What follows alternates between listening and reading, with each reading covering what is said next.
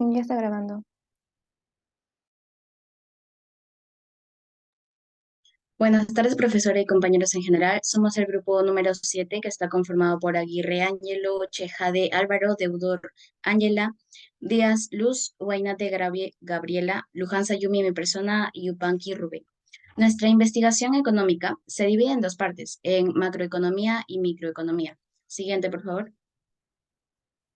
En la parte microeconómica, vamos a investigar acerca de los autos de gama media. Como sabemos, un auto es un vehículo mecánico de propulsión propia, que sirve para movilizarse de un lugar a otro, evitando problemas que miles de usuarios de transporte público deben enfrentar día a día, como retrasos para llegar a su destino, subir a vehículos con exceso de pasajeros, falta de comodidad y seguridad. Por lo general, un auto tiene cuatro ruedas y capacidad entre una y nueve plazas. Las ruedas delanteras pueden moverse hacia los lados para permitir giros y tomar curvas. En esta oportunidad nos vamos a centrar en los autos de gama media, como ya lo había mencionado, que se vendan y puedan adquirirse en Perú. Estas presentarán las siguientes características.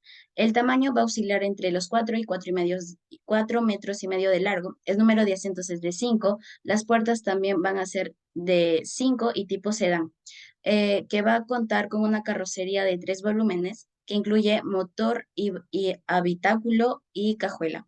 El precio promedio del auto más demandado bordeó los $12,000 durante el 2021 y entre los más populares que se encuentran son el Honda Civic, Toyota Corolla o Nissan Sentra. Siguiente.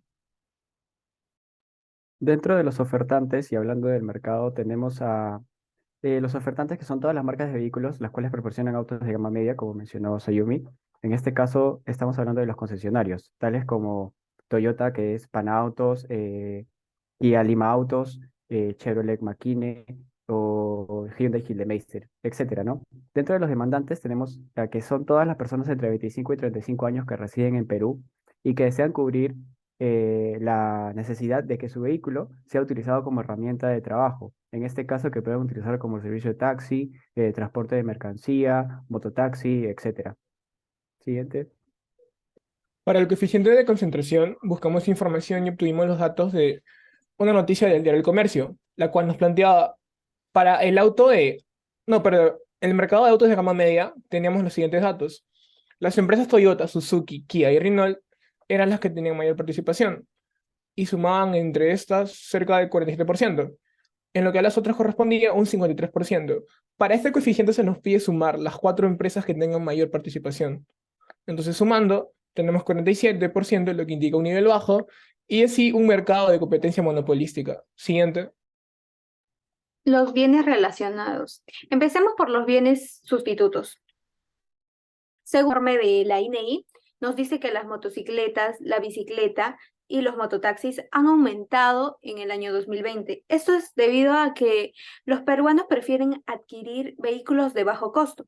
Ahora tenemos otro informe de la Asociación Automotriz del Perú del año 2021, el cual nos da la tendencia de aumento de compra. Tenemos en las bicicletas un 17,5, en el auto un 14,9, en las motocicletas un 13,5 y en el mototaxi un 5,5. Obteniendo estos datos, realizamos la fórmula de elasticidades cruzadas de la demanda. Podemos verificar que en las tres nos salieron un positivo. Esto quiere decir que es, son bienes sustitutos de los automóviles. Siguiente, por favor. Bueno, en los bienes complementarios, según el diario El Comercio de 2021, es indispensable el combustible para los autos. Nos presenta el precio de la gasolina de 90 en el Perú y también la cantidad de autos vendidos. Realizamos también la elasticidad cruzada de la demanda y vemos que es negativa. Esto quiere decir que es un bien complementario. Siguiente. Bueno, ahora vamos a ver sobre el análisis de caso de los automóviles en el Perú. En primer lugar, vamos a ver que de acuerdo a esta noticia, la industria automotriz se ha visto, bueno, se vio golpeada brutalmente debido a la pandemia. Sin embargo, en el 2021 se presentó una recuperación económica que ha afectado positivamente a esta industria. Esto ha generado que el ingreso de la demanda de autos eh, se vea, se vea reflejado un aumento de las ventas nacionales. Así es que durante el año pasado también hubo un significativo rebrote frente al año anterior en casi todos los tipos de vehículos. Esto en concordancia con la recuperación de la economía local. Siguiente. En los análisis microeconómicos, en primer lugar, en el caso uno vamos a poder ver que el evento es la recuperación económica de los usuarios, por lo cual la determinante es el ingreso de la población. Esto va a afectar, bueno, la demanda, ¿no? Entonces, al haber una recuperación de la economía durante el año 2021, pues se va a ver que ha habido un aumento en la cantidad demandada, por lo que se puede ver que es un bien normal, ya que la cantidad demandada ha aumentado al igual que aumentó el ingreso, ¿no? Eso da como resultado un aumento en el precio de equilibrio y en la cantidad demandada. Como caso 2, podemos ver que el evento es la disminución del abastecimiento de chips semiconductores, en el cual la determinante sería la determinación que va a afectar a la oferta. Esto va a dar como resultado eh, que haya un aumento en el precio de equilibrio y una disminución en la cantidad demandada. Siguiente. Como tercer caso, tenemos al evento que es el cese de las fábricas de producción de automóviles. Esto va a afectar a la oferta y la determinante va a ser el número, ¿no? Por lo cual vamos a ver que el resultado es debido a factores externos al país, a Perú, la cantidad de ofertantes se ha visto disminuida por el cese temporal de las fábricas. Esto va a generar cambios en el mercado y genera la contracción de la oferta, el aumento del precio de equilibrio y la disminución de la cantidad demandada. Como último caso podemos ver el evento que es el aumento del precio del níquel que se va a usar para producir baterías. En este caso la determinante serían los precios de los recursos usados para producir el bien que va a afectar la demanda y va a generar que disminuya la cantidad demandada y que aumente el precio de equilibrio. Siguiente. Como sabemos, las actividades económicas son todas aquellas actividades que se dan a las personas para que estén satisfechas y se encuentren saludables. Existen tres tipos de actividades económicas: las primarias, secundarias y terciarias. En las actividades económicas primarias son todas aquellas actividades que se dedican a la extracción de la materia prima de la naturaleza para el consumo directo. En este caso podemos mencionar a la ganadería, a la agricultura y a la pesca. En las actividades económicas secundarias es el siguiente paso de las actividades económicas primarias, ya que se dedican a transformar la materia prima que fue extraída de la naturaleza. Podemos mencionar a la minería, a la siderurgia, a la producción de alimentos, a la química y a la farmacéutica. En las actividades económicas terciarias son aquellas actividades que se dedican a la prestación de servicios para el bienestar de toda la sociedad. Pueden mencionar al comercio, al transporte, a la salud, a la administración, etcétera. Como sabemos, en nuestro país las actividades económicas más importantes son el comercio, la manufactura y los servicios.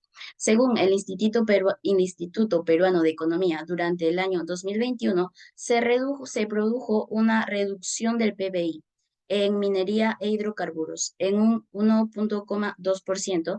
Esto fue debido a que la coyuntura de los precios internacionales no está siendo aprovechada como debería ser en nuestro país, incrementando así el volumen de las exportaciones, que es lo que suma al PBI. La lentitud del desenlace de los problemas sociales medioambientales hace prever que esta actividad económica irá disminuyendo sus producciones de mejorar gradualmente. Según el Banco Central de la Reserva del Perú, nuestro país cuenta con 8 sectores productivos, los cuales son agropecuario, pesca, minería, hidrocarburos, manufactura, electricidad, agua y gas, comercio, construcción y servicios. En el presente trabajo nos vamos a enfocar en el sector minero de nuestro país. Siguiente. A continuación, haremos el análisis del PBI sectorial.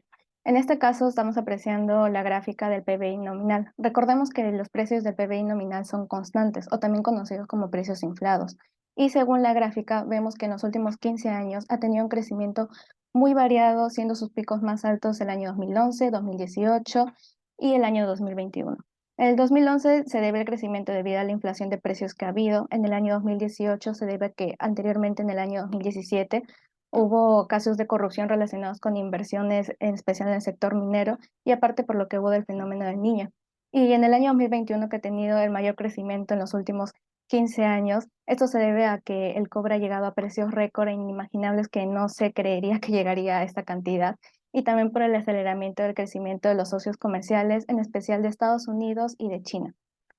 Y también podemos apreciar en este gráfico, en la tabla, el porcentaje del PBI total. Como vemos, en los últimos 15 años, este porcentaje ha ido disminuyendo considerablemente, siendo parte de un 4% del PBI nacional, llegando a su punto más bajo en el año 2015 del 7,5%. Por suerte, en el último año, el año 2021, ha subido a un 11,6%, llegando a superar el 10% que no se había logrado ver desde el año 2014. Siguiente, por favor. En el PBI real podemos apreciar en el gráfico que ha tenido también una tendencia creciente en los últimos 15 años, siendo sus picos más altos en el año 2017, con más de 67 millones de soles invertidos, y manteniéndose así hasta el año 2020, donde hubo una caída del menos 13,5%, una de las caídas más grandes que ha tenido a consecuencia de la pandemia. Sin embargo, también podemos apreciar que en el año 2021 hay un crecimiento de 7,4%, indicando una tendencia expansiva para el año 2022. Siguiente, por favor.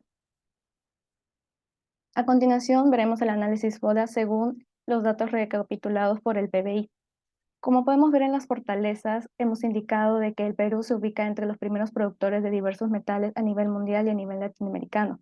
Esto se debe ya que, según el Ministerio de Energías y Minas, el Perú es uno de los destinos más atractivos para la inversión minera, ya que este cuenta con un gran potencial geológico, que es la cordillera de los Andes, lo que contribuye como una principal fuente de recursos minerales. Otro punto para recargar es la estabilidad en políticas de precios, indicando que el Perú es, a pesar de tener una inestabilidad política en los últimos 15 años, a comparación de otros países en Latinoamérica, esta es la que ha tenido un mayor crecimiento económico, por lo que ahí tiene tasas de inflación mucho más bajas, superávit fiscal y comercial, y fuertes reservas internacionales netas. En oportunidades tenemos que una alta demanda internacional, siendo especialmente demandado por potencias mundiales como Estados Unidos, China, Suiza, Japón, Canadá y la Unión Europea. También tenemos que el potencial de los minerales no metálicos, ya que en sí nosotros somos los primeros, como hemos mencionado, en extraer metales en Latinoamérica y a nivel mundial, pero no se recalcan mucho los minerales no metálicos, pero aún así tenemos grandes reservas de estos, como por ejemplo travertino, bentonina, veronatos y el primer productor de diatomotina, indicando la gran reserva y abundancia que tenemos de estos recursos como en la cordillera de los Andes. En debilidades podemos apreciar lo que es la minería ilegal, ya que lamentablemente en el Perú hay muchísima minería ilegal, y esta minería ilegal afecta a lo que es el PBI en el sentido en que no se cuenta, o que al mismo tiempo no ayuda en el desarrollo sostenible que se proyecta que tenga este sector, justamente afectando a que más bien, si la minería contribuye a la economía, la minería ilegal hace que este crecimiento o este desarrollo que se prevé para los próximos años sea contraproducente. También vemos que el mercado está más orientado al precio que a la calidad. ¿Esto qué quiere decir? Que a veces hay mineras que se enfocan muchísimo en buscar proveedores que adquieran sus productos a costos más bajos. Sin embargo, la calidad, al momento de adquirir los más bajos, no aseguran una calidad segura, o a proveedores informales, por decirlo así. Así que justamente esto hace de que no les den buenas garantías o el servicio postventa. También tenemos que el sector hidrocarburos recibe un poco apoyo político a comparación del sector de minería. A comparación de lo que hemos mencionado todo anteriormente, hemos hecho un enfoque más al subsector minería que hidrocarburos, demostrando el poco apoyo político que tiene este subsector a comparación del sector minerías, lo cual tiene una inversión mucho menor. Y por último, las amenazas tenemos a la llegada de alguna pandemia, como hemos apreciado en el año 2020. La pandemia del COVID-19 ha hecho que haya inmovilización social, ha hecho que la gente no vaya a trabajar, y al momento que la gente no va a trabajar se paran las industrias, provocando pérdidas millonarias en cada día. En la siguiente tenemos menor importación de petróleo crudo debido a la guerra entre Ucrania y Rusia. Esto refleja los problemas políticos que puede haber en el exterior, pueden afectar al precio del petróleo que puede haber a nivel nacional. Este es un ejemplo claro entre Ucrania y Rusia. Rusia, siendo uno de los principales productores de petróleo, al momento que deja de exportar su petróleo, el precio se eleva, afectando los precios del petróleo que nosotros producimos, hace que incrementen, ocasionando justamente que eso sea una amenaza porque la gente deja de comprar el petróleo justamente. o va por unas opciones más baratas como sustitutos, lo cual esto incluye la volatilidad de los precios del petróleo. Como hemos dicho anteriormente, si el precio del petróleo internacional sube, también sube a nivel nacional. Y por último, la alta competencia internacional. Esto quiere decir de que en el sector en el lado del sector hidrocarburos hay una alta competencia, como hemos mencionado anteriormente. No hay mucha gente en el lado político que apoye este sector, haciendo que en el lado del subsector hidrocarburos haya una mayor competencia porque hayan inversores internacionales que quieran apoyar en la exploración de las cuencas, ya que lamentablemente las cuencas que tenemos acá en Perú tenemos 18, pero solamente se han llegado a explorar 5 de ellas, demostrando el poco interés que hay. Sin embargo, están viendo proyectos para que estas puedan hacerse notar de manera internacional y así se puedan encontrar más inversionistas extranjeros para que podamos incrementar esto. Siguiente. Bueno, ahora hablaré sobre la generación del empleo. La creación del empleo en la minería ha aumentado desde 2004. Pues como vemos, el sector minero es importante también por el volumen de empleo que este genera, tanto directo, es decir, empresas mineras y empresas contratistas, como indirecto. Además, según el OSIGNERMIN en el 2017, este indicó que el 40% de proyectos fueron creados por la misma industria minera y el 60% por contratistas durante el periodo del 2004. Mientras que en el 2015 hubo un incremento del 115.3% en la creación de puestos de trabajo en el sector, donde el 32.1% eran contratados directamente con la empresa y el 67.9% por contratistas externos. Siguiente. Evolución del empleo del sector minero por porcentaje de la PA ocupada. Como podemos apreciar en el gráfico, podemos apreciar la participación del empleo minero total, directo e indirecto, sobre el total de la población económicamente activa.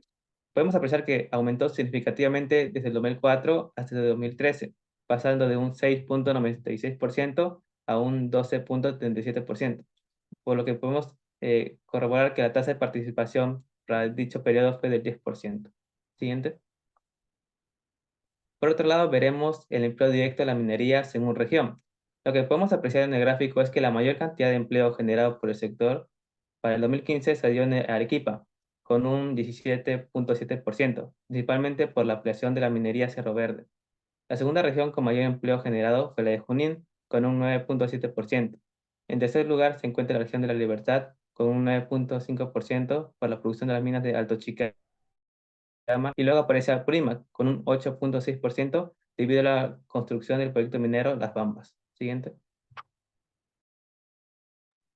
Ahora, hablando netamente de las exportaciones e importaciones del sector minería y hidrocarburos, vamos a hacer un panorama primero amplio y luego un poco más reducido. En este caso, vemos que las exportaciones e importaciones. En el caso de las exportaciones se han reducido 16.6%, ya que este cuadro presenta una variación porcentual.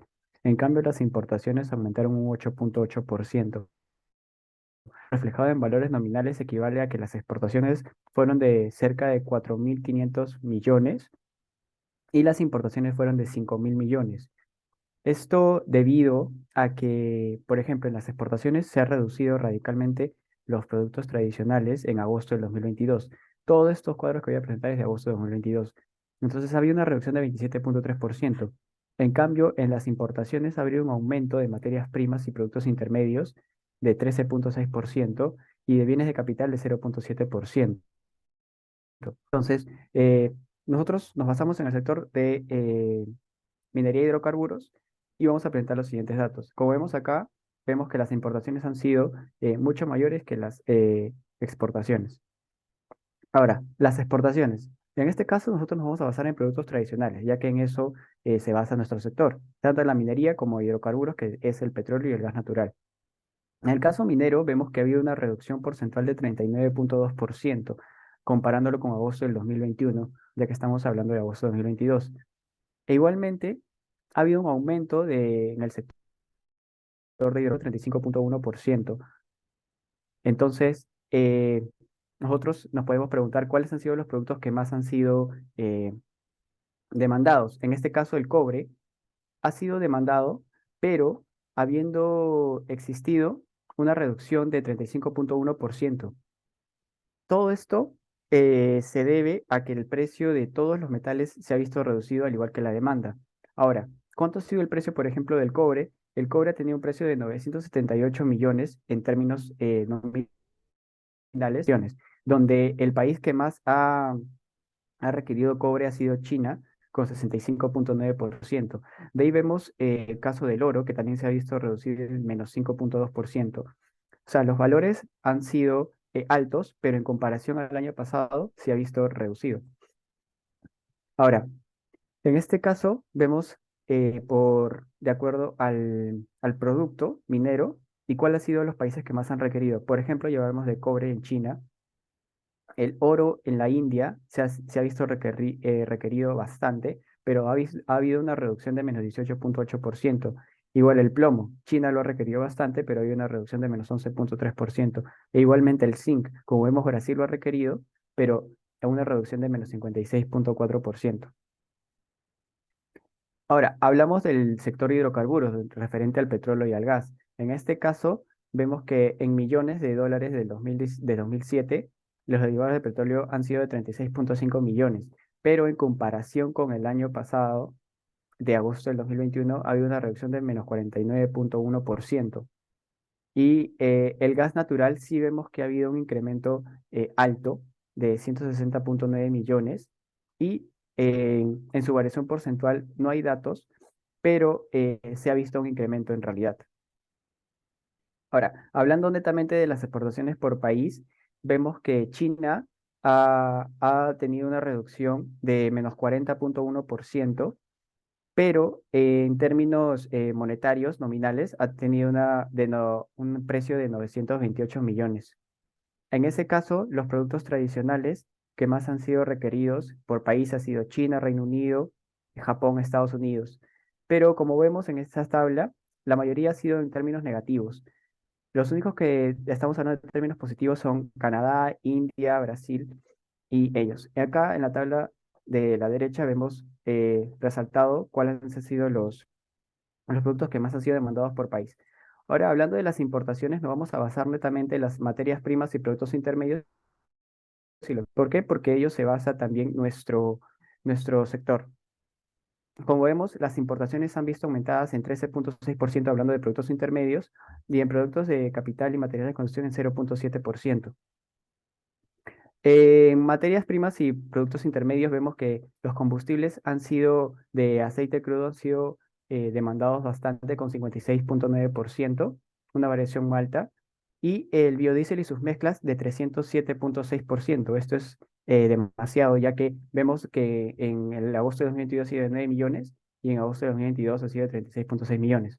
Ahora hablamos de los bienes de capital, como por ejemplo las palas mecánicas, la parte de máquinas de triturar, para la elevación y excavación del sector minero, ha habido una reducción eh, en general. Pero, por ejemplo, hablando de las partes de máquinas y aparatos de elevación, vemos que es de 33,7% se ha habido incrementado. Hablando por país, vemos que China, Estados Unidos y Brasil han sido los países que más han presentado importaciones y que donde más hemos demandado nosotros. Por ejemplo, China ha habido una variación de 29,7%, Estados Unidos de 20,3%, Brasil de 6,1%, de menos 6,1%. Todos ellos, lo que vemos acá son datos en millones de dólares. Y a la derecha podemos ver la tabla de cuáles han sido los productos que más han demandado por país en sus importaciones. Parte que sigue.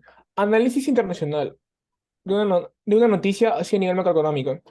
Para esa parte elegimos el país de México con los siguientes titulares en dos noticias distintas. La primera, para la demanda agregada, se llama tasa del 10% del Banxico. ¿Cuánto le pegará a tu cartera? Y para la oferta agregada sería las recomendaciones del FMI o Fondo Monetario Internacional. Siguiente diapositiva. Se resalta en la noticia que los expertos en economía dicen, ¿no?, que estas restricciones monetarias que va a aplicar el Banco de México, que es Banxico, se sentirían en los meses que vienen, ya que sus tasas son altas y van de lo de más de un año. Bueno, analizando esta noticia tenemos que en las determinantes de la demanda agregada identificamos dos, la política monetaria y las expectativas.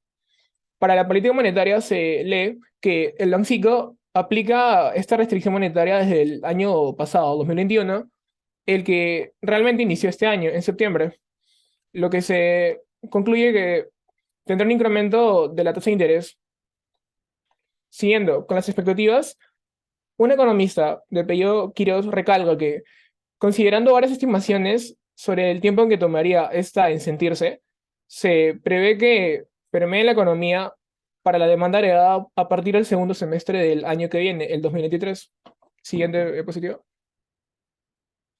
El PBI de equilibrio, ¿cómo se vería afectado? Bueno, en el gráfico podemos ver, ¿no?, que este podría verse afectado encontrándose por encima de la nueva demanda heredada, ya que esta restricción monetaria aumenta las tasas de interés, decantándose así en una brecha recesiva, no disminución. Siguiente diapositiva. Determinante de la oferta heredada. Bueno, en esta noticia se resalta puros consejos del FMI con respecto a la economía de México, y todas apuntan a cómo podría mejorarse la oferta de trabajo en este país. Así que la determinante que encontramos sería los cambios en la cantidad de trabajo o empleo. Lo que se plantea es que se deben hacer algunos reajustes en negociaciones salariales, de modo que se aumentaría la cantidad de trabajo ofertado, teniendo así más puestos de trabajo y que la gente se interese más. Además, se debe promover la participación en el sector enérgico, ayudando así al impulso de la inversión y mayor competitividad. Siguiente diapositiva. El PB equilibrio, esta vez, ¿cómo se vería afectado? Bueno, esta se vería por debajo de la nueva oferta heredada a corto plazo, ya que ésta se expandiría debido al aumento de la cantidad de trabajo, denotando así una pequeña inflación. Finalmente, ¿qué políticas e instrumentos identificamos para cada caso y se podrían haber aplicado? Para la demanda heredada se plantea una política fiscal expansiva con el instrumento de política tributaria, ya que se hablan de intereses y este es un tributo al final de cuentas. Y para la oferta agregada se plantea una política fiscal discrecional en la que se involucre al gobierno. ¿De qué manera? De manera financiera, ya que se plantea que todos los trabajadores y los puestos de trabajo involucren una inclusión financiera, de modo que todos los trabajadores sepan qué es lo que está pasando con las finanzas y se pueda, de cierta forma, promover una ley que aumente los salarios mínimos para estos empleos, afectando esta oferta de... Y bueno, esto sería todo. Muchas gracias.